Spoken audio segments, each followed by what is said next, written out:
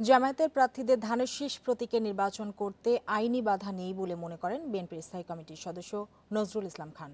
নির্বাচন কমিশনে দুপুরে সাংবাদিকদের এক প্রশ্নের জবাবে তিনি এ মন্তব্য করেন। নজরুল ইসলাম খান বলেন, ধানের শীষে যারা প্রার্থী হয়েছেন তাদেরকে যোগ্যতার ভিত্তিতেই মনোনয়ন দেওয়া হয়েছে। কে কোন পদে আছেন সেটি বিবেচনায় নেওয়া হয়নি। এবারের নির্বাচনে জামায়াতের কোনো প্রার্থী নেই দাবি করে তিনি বলেন, ধানের শীষের সবাই বিএনপির মনোনীত প্রার্থী। আইনে তাদের প্রার্থী হতে বাধা নেই বলেই রিটার্নিং কর্মকর্তারা সবার মনোনয়ন বৈধ ঘোষণা করেছেন বলেও উল্লেখ করেন তিনি। এছাড়া যে ৮টি আসনে বিএনপির প্রার্থী শূন্য, সেগুলোতে ফের তফসিল ঘোষণা বা বিএনপির প্রার্থীদের নির্বাচনের সুযোগ দেওয়ার দাবি জানান নজরুল ইসলাম খান। জামাত রেজিস্টার্ড পার্টি না, কারা কারা জামাত করে এই সব তালিকাও আমাদের কাছে নাই।